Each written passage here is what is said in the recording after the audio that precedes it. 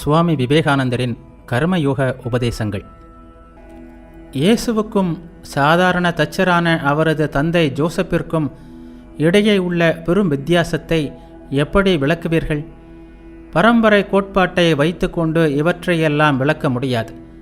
புத்தரும் இயேசுவும் இந்த உலகின் மீது பரப்பிய மாபெரும் சங்கல்பம் எங்கிருந்து வந்தது? இத்தகைய மொத்த ஆற்றல் அவர்களுக்கு எங்கிருந்து கிடைத்தது? இந்த ஆற்றல் காலம் காலமாக அங்குதான் இருந்திருக்க வேண்டும். அது சிறுக சிறுக வளர்ந்து பிரம்மாண்டமான ஆற்றலாகி ஒரு புத்தராக, ஓர் இயேசுவாக சமுதாயத்தின் மீது பாய்கிறது. இவை எல்லாமே கர்மத்தால், செயலால் தான் நிச்சயிக்கப்படுகின்றன. உழைக்காமல் யாரும் எதுவும் பெற முடியாது. இது மாறாத நியதி. அப்படி இல்லை என்று சில நேரங்களில் நாம் நினைக்கிறோம். ஆனால் காலப்போக்கில் இதை புரிந்து கொள்கிறோம். பணக்காரன் ஆவதற்காக ஒரு மனிதன் வாழ்நாள் முழுவதும் பாடுபடலாம், ஆயிரக்கணக்கானோரை ஏமாற்றலாம். ஆனால் கடைசியில் பணக்காரன் ஆவதற்கான தகுதி தனக்கு இல்லை என்பதை அவன் காண்கிறான்.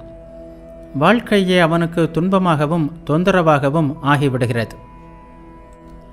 இன்பத்திற்காக நாம் பொருட்களை சேர்த்து கொண்டே போகலாம். ஆனாலும் நாமே உழைத்து சம்பாதித்தவை மட்டும்தான் உண்மையில் நமக்கு சொந்தமானவை. ஒரு முட்டாள் உலகத்தில் உள்ள எல்லா நூல்களையும் வாங்கி தனது நூல் நிலையத்தில் அடுக்கி வைக்கலாம். ஆனால் அவற்றுள் அவனது தகுதிக்கு ஏற்றவைகளை மட்டுமே அவனால் படிக்க முடியும். இந்த தகுதியை செயல்தான் உருவாக்குகிறது. நமது தகுதி என்ன, நம்மால் எதை ஏற்றுக்கொள்ள முடியும் என்பதை நமது செயல்தான் நிர்ணயிக்கிறது. நாம் இன்று இப்படி இருப்பதற்கு நாமே பொறுப்பு. இனி எப்படி இருக்க வேண்டும் என்று விரும்புகிறோமோ அப்படி நம்மை செய்து கொள்வதற்கான ஆற்றலும் நம்மிடம் உள்ளது. இப்போதைய நமது நிலைக்கு முன்வினை பயன்களே காரணம் என்றால், எதிர்காலத்தில் நாம் எப்படி இருக்க வேண்டும் என்பது இப்போதைய நமது செயல்களுக்கு ஏற்பவே அமையும் என்பதும் உறுதி. எனவே செயல்புரிவது எப்படி என்பதை நாம் தெரிந்து கொள்ள வேண்டும்.